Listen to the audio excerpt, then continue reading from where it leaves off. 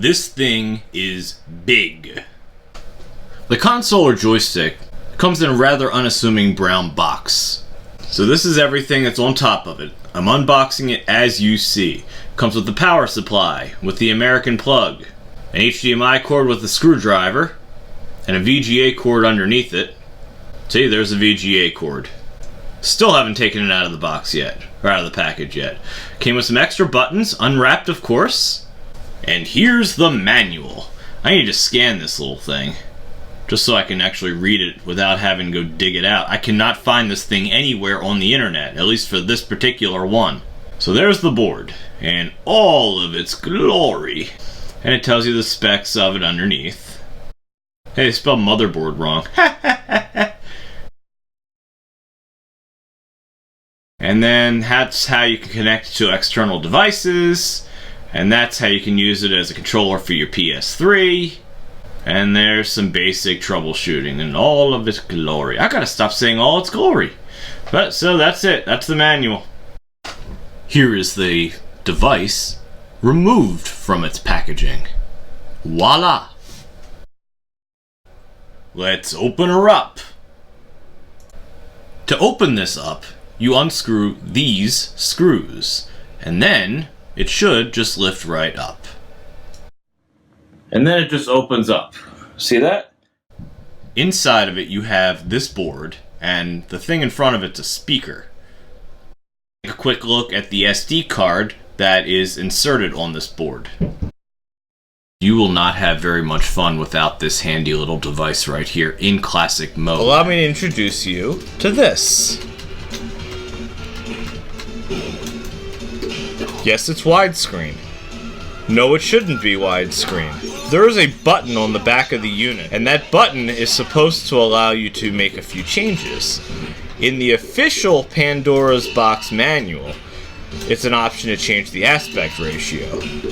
I, unfortunately, have been unable to do so. So I'm not a huge fan of having forced widescreen when it's not supposed to be widescreen. So, my suggestion is to use an mClassic. Now, I have been kind of all over the map with the mClassic, and the reason is, in some games, if you put them side by side, I can really see a difference. Other times, I can't tell the difference at all, and then the only thing I really like it for is the forced aspect ratio. But see, it does have a pause feature using one of these buttons. Okay, so now it's in the proper 4:3. Go ahead, hit the A button. Yeah, that one. Well, once you mitigate the 4:3 aspect ratio issue, it's A-okay. But it pisses me off to no end. And then you push the button, okay? I push the button, and now you've got the I/O test. We're gonna hit this button over here, and now it tells you everything that's on it. Unfortunately, none of the buttons on this one are actually labeled. The nerve.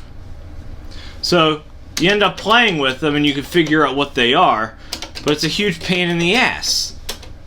So that's the coin, that's the start. This one's the start and this one's the coin. So the two inner ones are the coins.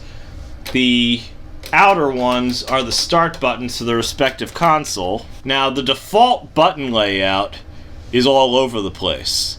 I changed to ABC on the bottom and DEF on the top. This is the default key map. And like I said, they're all over the damn place. How are you can you remember that? I'm asking my boy. Can you remember that button combination? No. Me neither. That's why I changed it to that. So, anywho, so we're going to get out of this again. And now we're going to look at the system config. Now I have it set to free play, basically so I don't need to use a whole bunch of credits. Exit game mode, start and coin. That just takes you out of the game. But again, you have to remember which one's which. Pause menu, I have that turned on. Why it's off by default, I have no idea.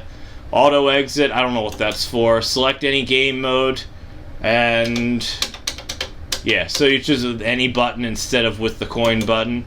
And this one, particularly given that I'm using the mClassic with it, I want to have that off because it's already going to get painted over a little bit because I'm using the mClassic. All that does is basically it's a smoothing feature for games that don't need to be smoothed. So to get out of this, it's D, and now we're back here. So the game settings, this version does not have a favorite. You see the green one, the C? That's where the favorites option would be if this were a real Pandora. And that's what ticks me off about it. I mean, overall, $155, it's not the end of the world once you get past a few problems. The aspect ratio being the #1 issue. But not having a favorites? Are you freaking kidding me? There's 1,200 games on this damn thing and you can't figure out what the hell you want? But you can edit the games list. Oh, I'm sorry, 1,660. You can hide them all, and now you can't see anything. You can display them all, or you can then curate your own list by just selecting the ones you want or you don't want. That's pretty much the extent of it. So as I go through it, I'm sure I'm gonna find games that I don't care about at all and I never want to see again. I'm just gonna hide them, or I may hide everything and then just display the ones I want to play. In any case, let's move on. So we're gonna go back, D, and you can adjust your difficulty and lives. I have absolutely no idea what the hell Unify set is, and the manual it comes with is pretty useless. So if somebody can tell me, all the better. And then we're going to go back. The bookkeeping... Oh, okay, so that's even more useless. You can clear the amount of coins that have gone through. You can change your password. Woo! So we're just going to go back because we don't give a crap about any of that. I have not found a way to get out of this menu without first saving settings and rebooting. So we're just going to go ahead and do that. And that's how quickly it is to reboot. It doesn't seem to take any time whatsoever.